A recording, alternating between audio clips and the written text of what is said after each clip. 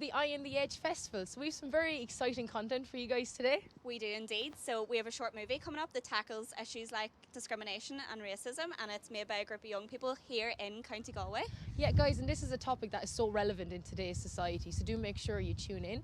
We also have a panel discussion on youth work during a pandemic, and this will feature Text-Based Cooperation Ireland and Feroiga, so make sure you tune on in. I'm really looking forward to that one. It's going to be a good one for sure. sure. Good. We also have a youth empowerment toolkit by the National Council of Ireland, so that will be good as well. Yeah, I think that's going to be such an interesting conversation, actually. Yeah, definitely. Yes, make sure you guys tune on in. We have a lot of youth-based content for you today, so we hope you enjoy. But for now, guys, sit back, relax, and enjoy the movie, and we'll catch you in a bit. See ya. Have a good one.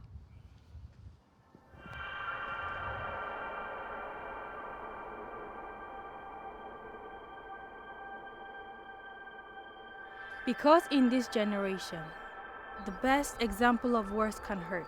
Because in this generation, the best example of words can hurt.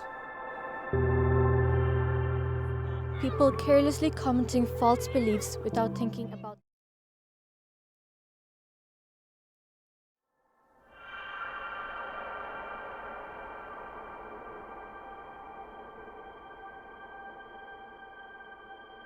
Because in this generation, the best example of words can hurt. because in this generation, the best example of words can hurt. People carelessly commenting false beliefs without thinking about the outcome. People carelessly commenting on false beliefs, false beliefs without thinking about the outcome. They see me, they see me, they see me, They see me. they hear me, they hear me, They judge me.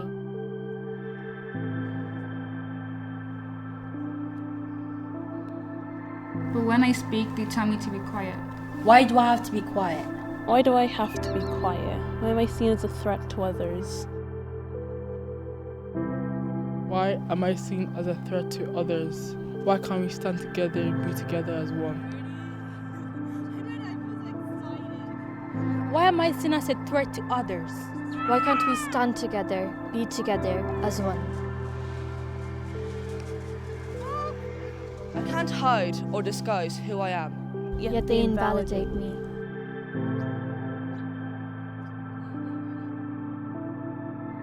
I am a human.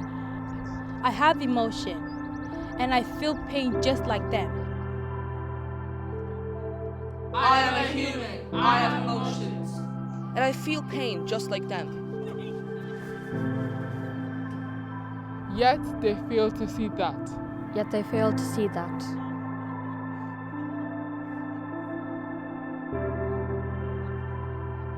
If only they could understand. If only we could unite.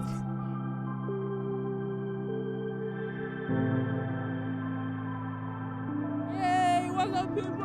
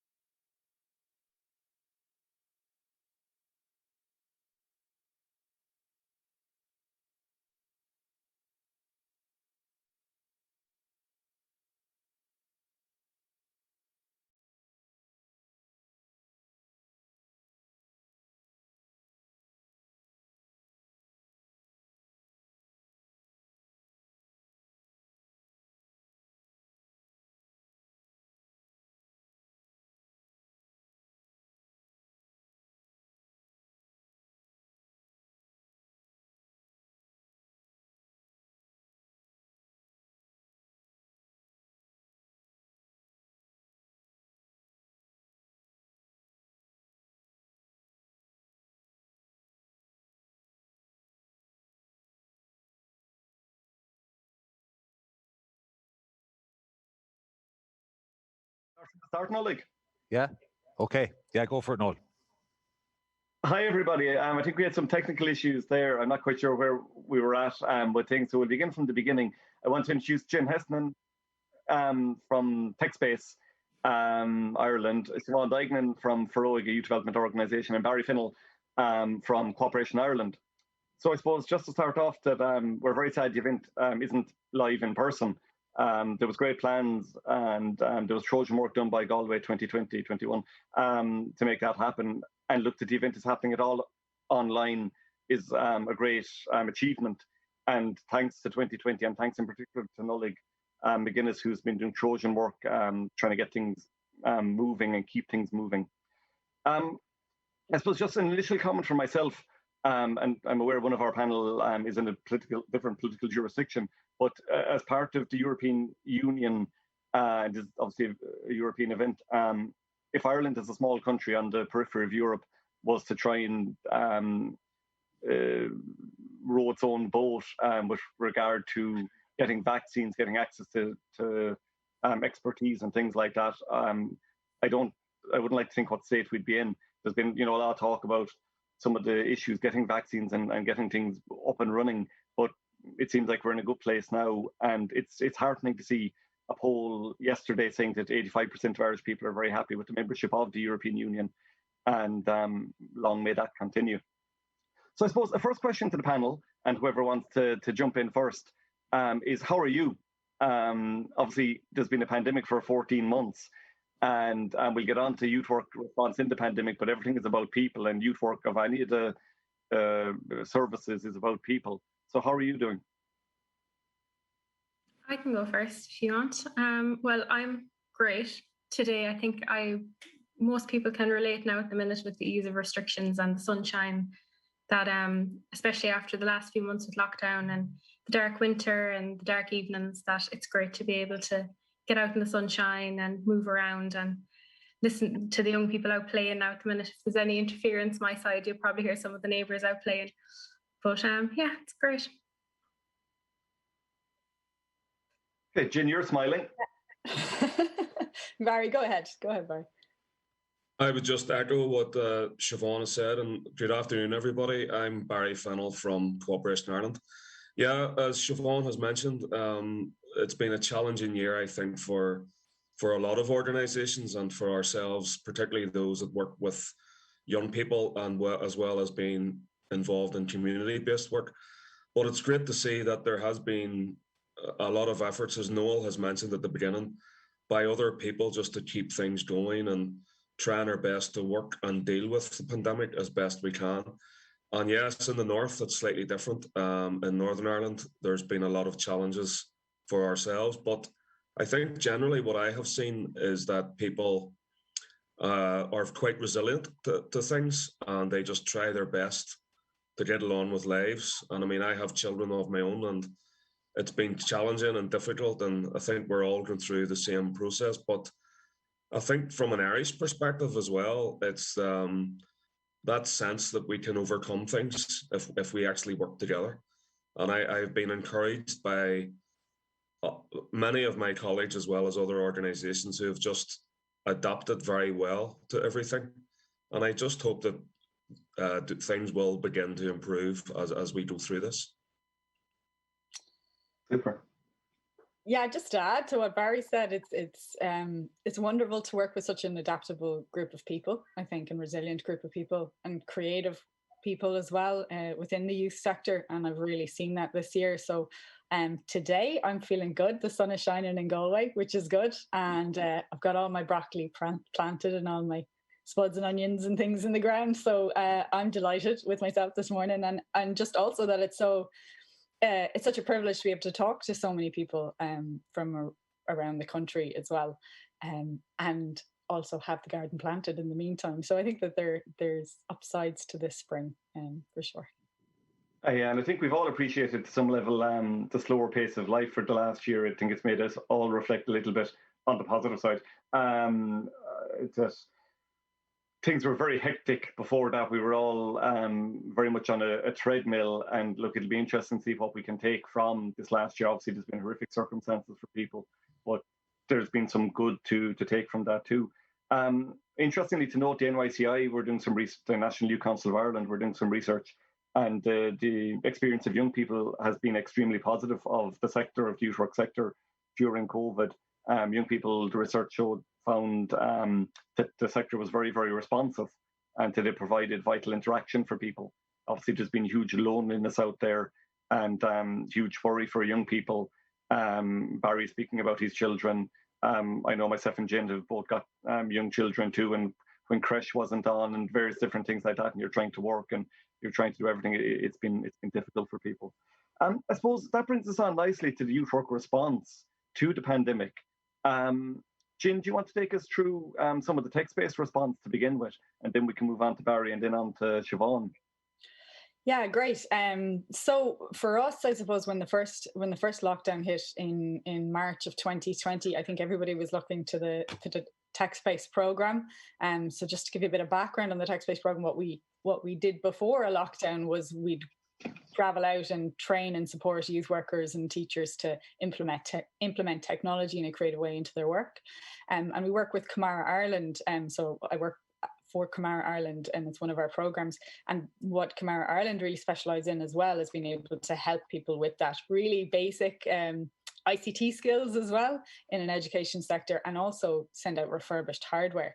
So everybody really in March of 2020, there was no way that our team couldn't actually respond to the situation. You know, we really needed to step up to the mark, and I really feel like our team absolutely did. So first and foremost, listened to what people needed, and the biggest people needed was ideas and different ways to engage young people, and a way of sharing that as well with each other around the country. So we started to develop monthly meetups so youth workers could meet each other, but then also we have an annual event called Creative Tech Fest where we get to celebrate young people's work.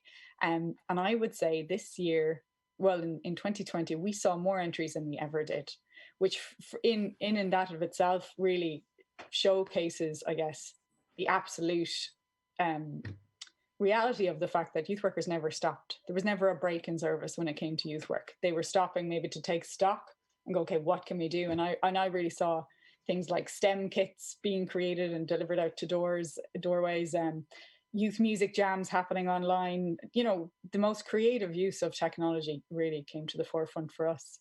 And maybe in a little bit, actually, Noel, I can share my screen and show some of the gallery space that was created as well by some of the projects from the young people. That would be fantastic. And I'm taking what Jen is saying there. The openness of the sector has been fantastic to see. People shared ideas. There was no such thing as, you know, my intellectual knowledge or my skills. It was very, very open, and that was beautiful to see. And thanks actually to TechSpace for all their help in that. Barry, can I bring you in there on the response from your side to the pandemic? Yeah, just echoing what Jen has touched upon there, Noel. I do think as an organisation, Cooperation Ireland, because we have a presence which is all Ireland, we obviously have an office in Belfast and an office in Dublin and colleagues in Cork. So we're quite widespread across the country.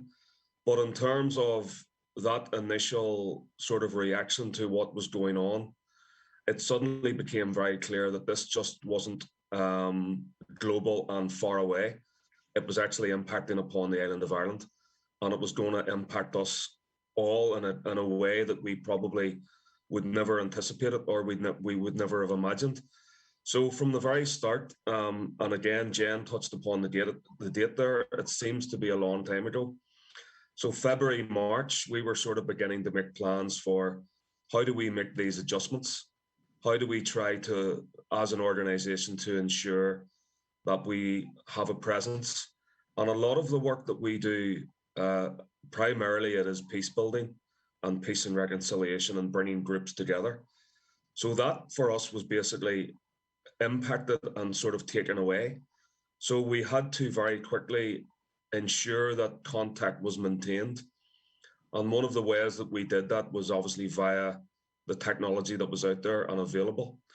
And even I was a bit cautious of this and a bit wary of this because I wasn't that familiar with using Zoom and using other platforms and other approaches.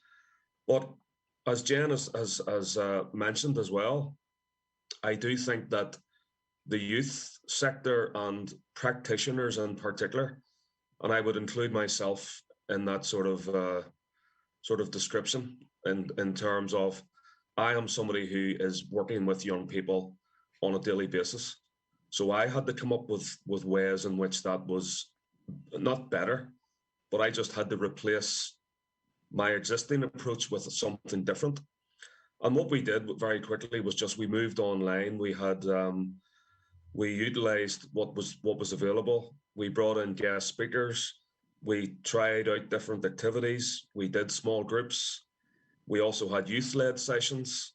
But in all of this, for me, it was about simply just checking in with young people. How are you? How are you getting on? What's going on in your life? What's it like where you are? Tell me a little bit, if you don't mind, about your experience. Are you coping? Share with us what you're doing, what you're up to. And even that was slightly different than what I'm used to. But for me, what I was really encouraged by was the resilience of young people. Young people coming online, being very open, being very honest, sometimes brutally honest. But they were dealing with all of this in their own way, regardless of location. But also they were trying to be positive as much as they could. And I know that mental health has been a huge thing for everybody, whether you're a young person or you're an adult. So as I say, this was very much, Noel and colleagues, this was very much a sort of a needs-based approach. And we just adapted as best we could through all of this. And there was things that we tried which didn't work, and then there was things that we tried which were brilliant. And we just had to adapt and do things that we probably weren't used to. And I'm used to standing up in front of a room and moving around and stuff, so you can't do that when you're on screen. So you just had to do things in a different way. And as I've said already, I think the young people in all of this were fantastic. They were so sort of, I'll use the word resilient again, but also they were quite responsive to different ideas, different ways of doing things. And there was things that worked really well, as I've mentioned. So yeah, just that willingness and capacity to adapt was a big thing for me. Yeah, and I would echo that, Barry. I think the response of the agencies involved with young people has been phenomenal, and that's borne out with the NYCI survey response, where young people were really appreciative of that vital interaction that came from that checking in, that human kindness. Yeah. And it was something I was going to mention at the end, but it's a good time to bring it in now. Simon Cooper had a great article in the Financial Times about 6 months ago. 1990 was the period where the spending on GDP flipped over from military being the highest spend in the world to care, so be it healthcare, social care, things like that. And you would like a situation, if we're going to come out, when we come out of this, have a situation where instead of having statues to warmongers or war heroes or whatever it might be, you have statues to nurses, to caring professions, and that, as a humanity, as Europe, as a humanity, we move more toward investment in these services, because at the end of the day, I think the pandemic it's a worldwide phenomenon. If we get our vaccines now, that's not much good if there's other areas of the world in Africa or India where there's other variants coming about, and that we need to move toward a more caring world and a world where we all look out for each other. And this area of work has been inspiring to be involved in because of the character of people and their genuine empathy and care for others during a time when we've all been under phenomenal pressure and stress ourselves. Siobhan, I might move over to you. I know you work in a disadvantaged area where maybe some of the access to IT equipment and so forth mightn't be so good. So can you bring us through your experience? Yes, so I myself am based in the East Side Youth Services in Galway. I'm based in Ballyban.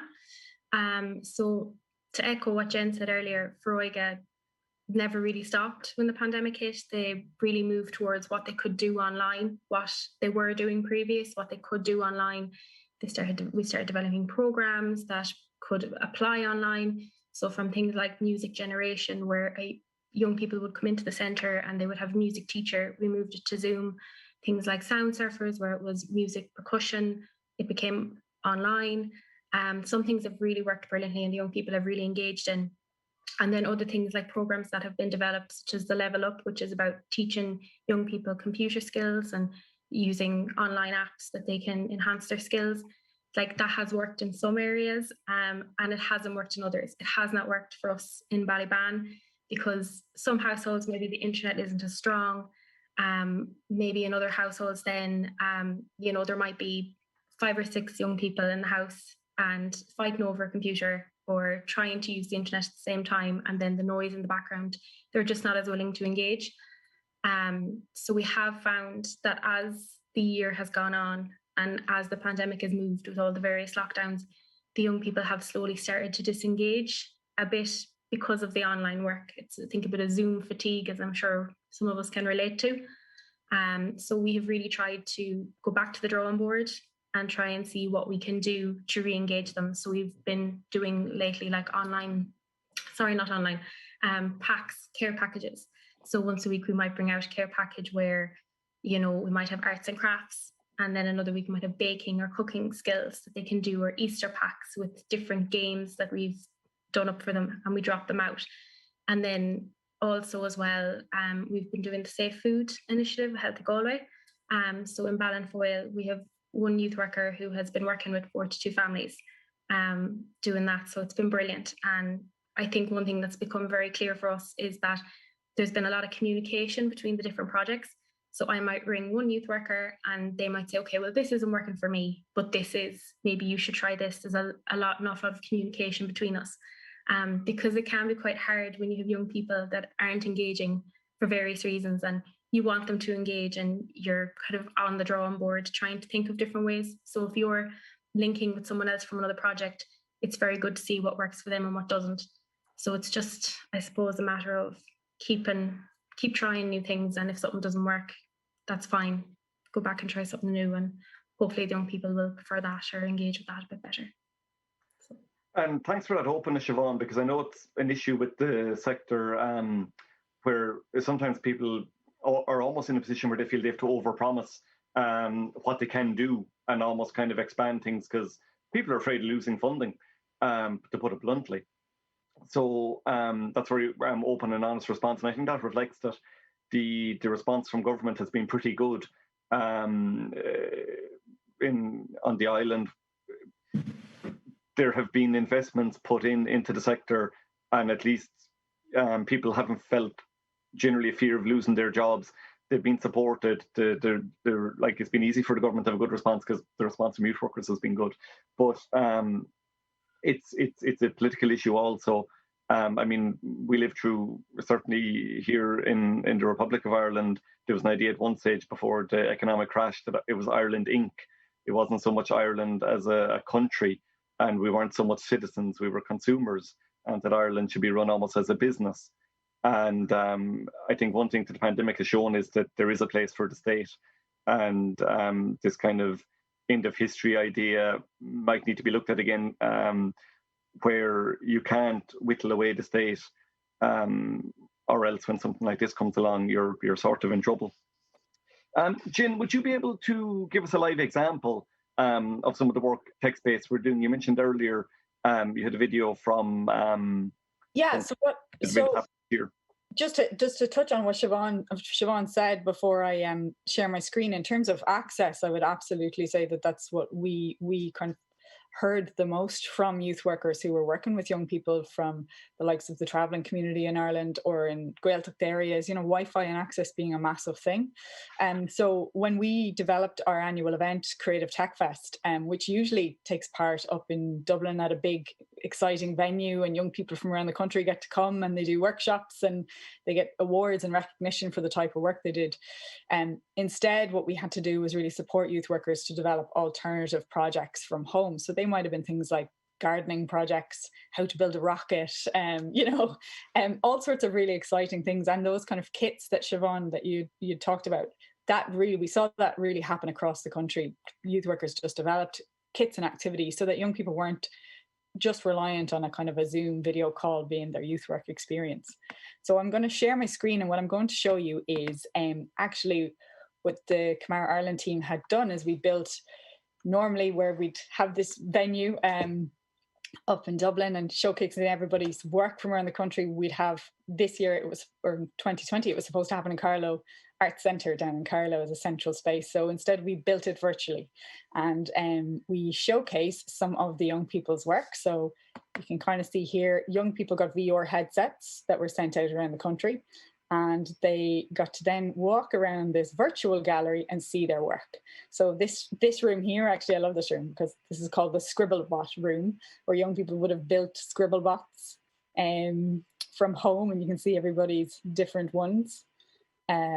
There's another activity there. So a LED card arts and crafts. So it's just lovely examples, I think, of loads of different types of examples of the ways that technology can be applied, not just laptop, sitting at a laptop. So you had a young person here built an Iron Man mask from scratch with his local youth work.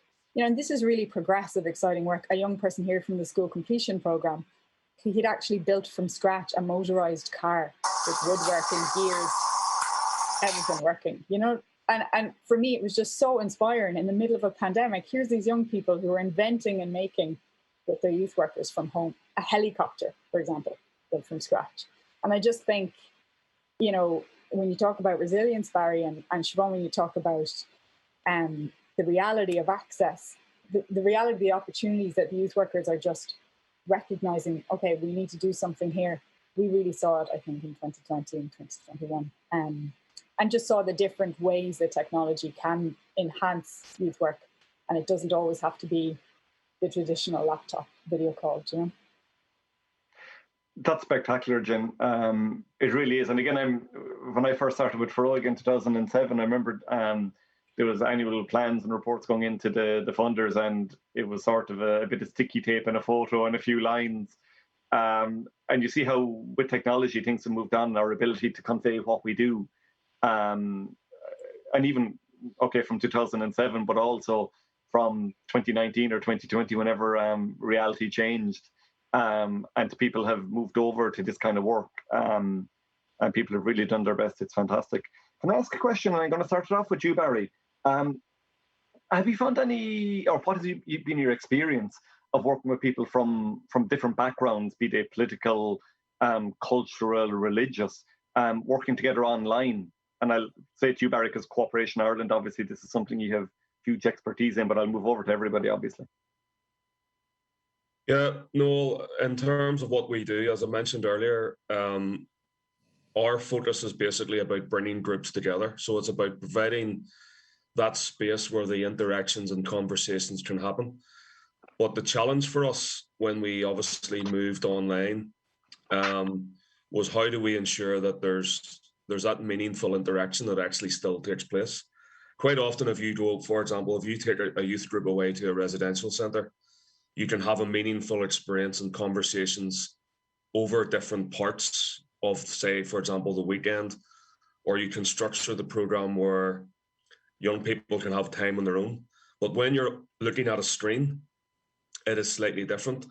And I'm going to just pick up on what Jen was outlining, that idea of encouraging young people to, I quite often, even when we started this, what would make this space better for you? What could we do differently? And quite often it was young people sort of led conversations, or they posed a question, or we just used, for example, breakout rooms. I know it sounds very simple, but we just used what was available to us at the time to make the conversation and the experience a bit, I wouldn't say better, but just to ensure that young people were being interactive and they were participating. And yeah, I mean, there's always that challenge about, and Jen touched upon it as well there, and so did Siobhan, regarding we experienced a sort of a dip in people staying with us online and participating, and you were sort of thinking, is it me? Have I said something, or did somebody else say something, or were they upset? but quite often it was other things going on. And we were basically, and I don't like to use this term, but you were almost becoming a voyeur into the world of a young person. So you were seeing them in their home environment, which you weren't used to.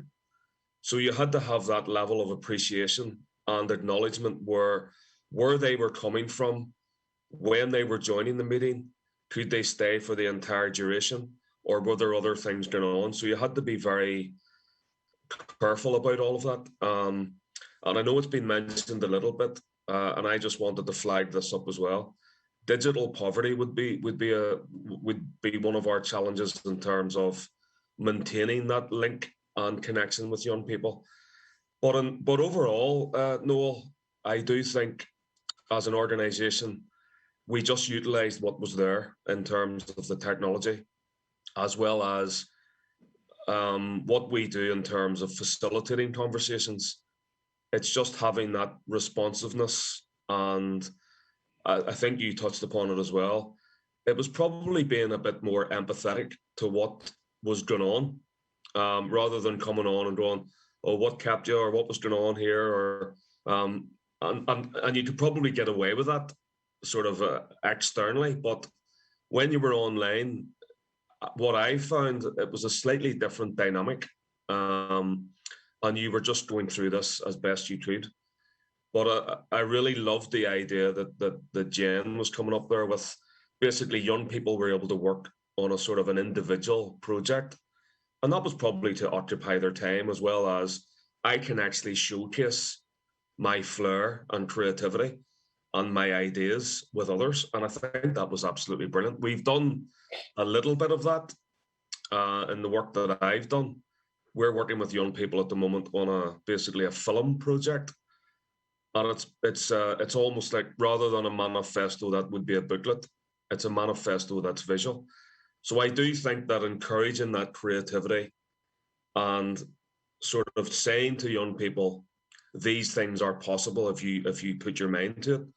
And I'm not competing with education or school here, by the way, but I do think if they have that space and time to develop things, and then they're able to showcase it with others.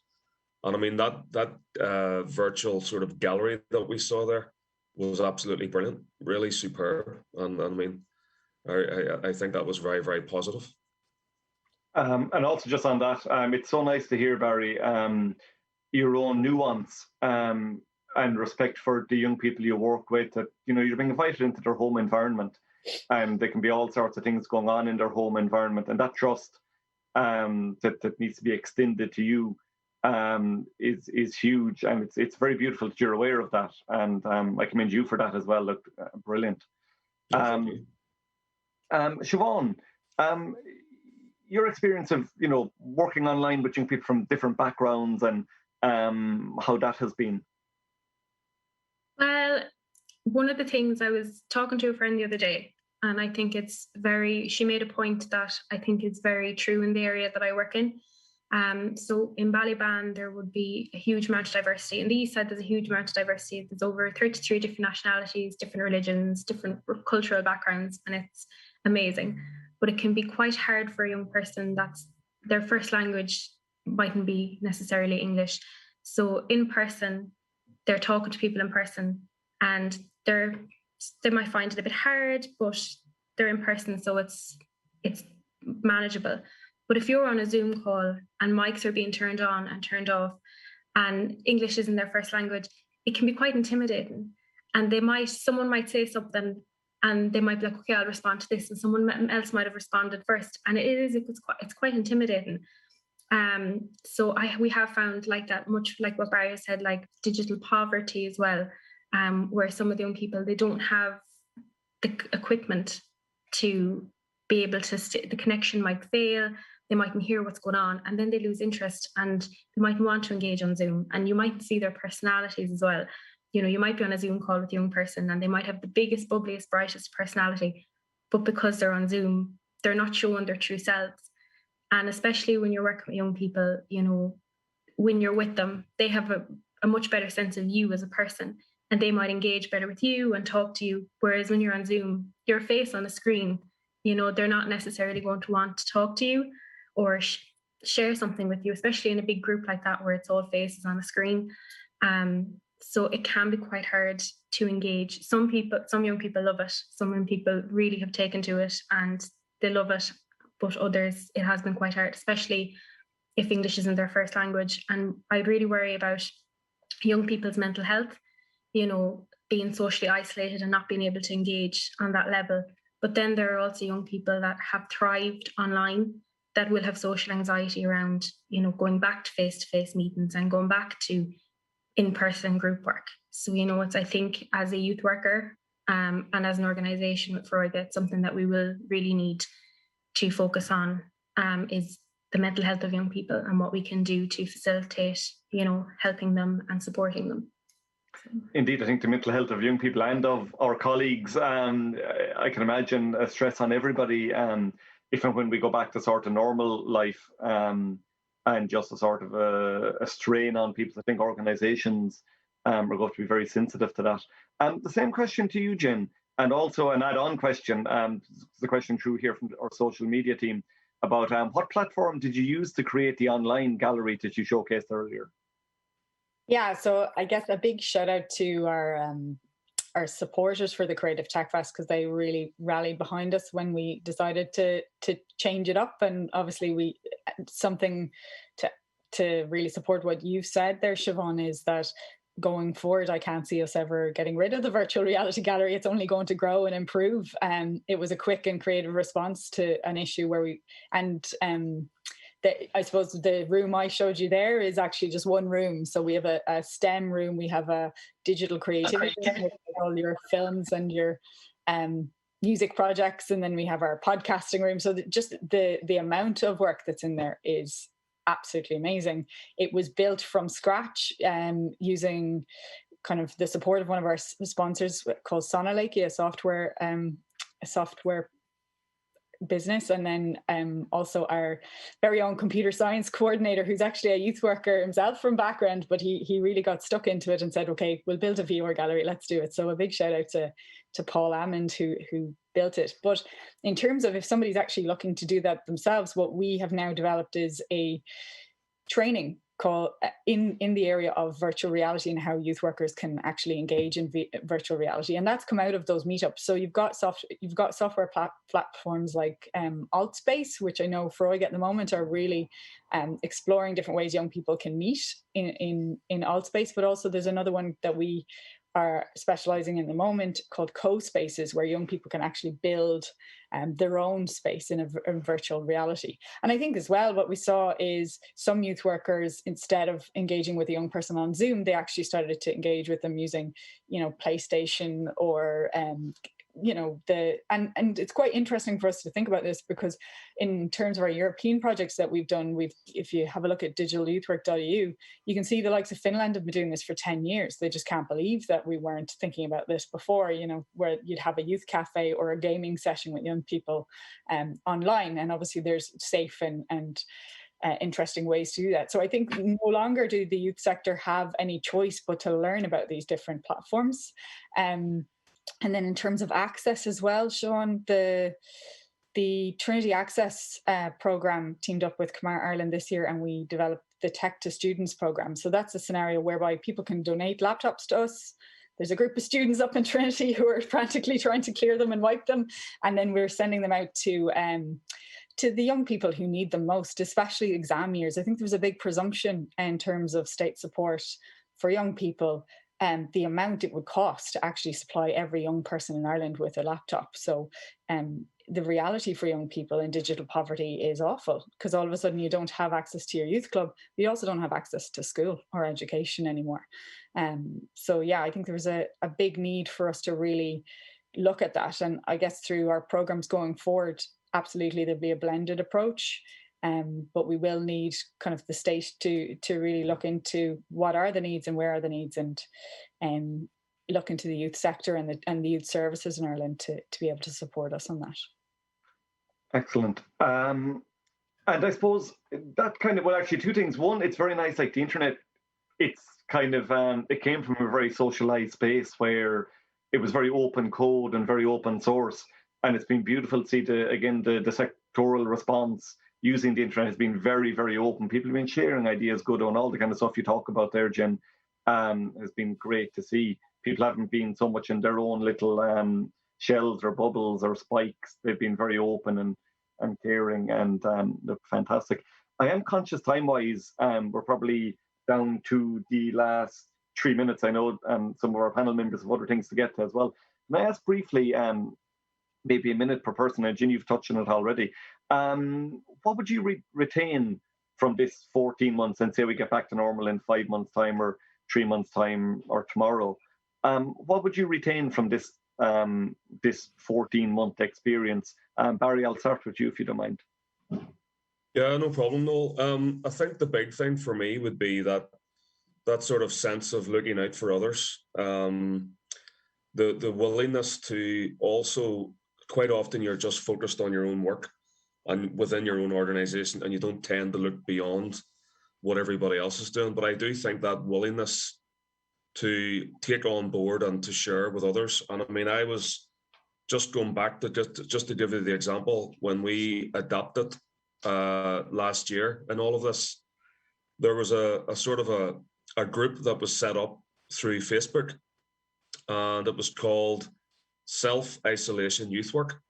Now, I know it sounds a bit, the title's a bit negative, but trust me, it's all about people sharing resources, sharing ideas. Just basically, it was about best practice, and also looking out for each other. So I do think that sense of, you may be sort of located in a community or very tied into a particular project, or you have certain responsibilities. But I do think that sense of looking beyond and looking outwards is something that I would take primarily from the last year. And it's so encouraging and so positive. And it's that sort of can-do attitude from people. And I also think a level of honesty that probably, I'm not saying it never existed before, but I just think having those types of conversations and asking questions from other sort of practitioners and colleagues was very, very positive for me. Super. And amen to that. Siobhan? Well, I suppose the biggest thing that has really stood out for me the past year and a half is, I suppose, the importance of support and collaboration, especially in youth work, because it's been quite a challenging year, a creative year, trying to engage young people online. It's also important to support each other and your colleagues. And I've definitely found that. I joined Forega in the middle of the pandemic. So it was a very different experience. And the level of support that I received from my colleagues, even just them picking up the phone or sending me a text being like, you know, are you all right? Let me know if you need anything. I'm here working on this project. Let me know if you're interested. I could work on you with it. And it's been so nice just to have that level of support. And I've really carried that. And it will stay with me, especially with working with young people. Even just saying something as simple as, if you want to come in for a cup of tea or you want to ring me for a chat, that can make the world of a difference to someone. And I suppose that really has, the simple things have really stood out to me, but definitely supporting each other and collaborating with each other has really just stood out for me, definitely. Super. And Jennifer? Yeah, just, I guess, the pandemic gave Clara Ireland a real need to reach out to people across the country who are supporting young people at a disadvantage for some reason or another. And I think as an ongoing piece of work, we'll always be consulting, and consultation informs our work. So anything that we developed over the last year will always be available as we go forward.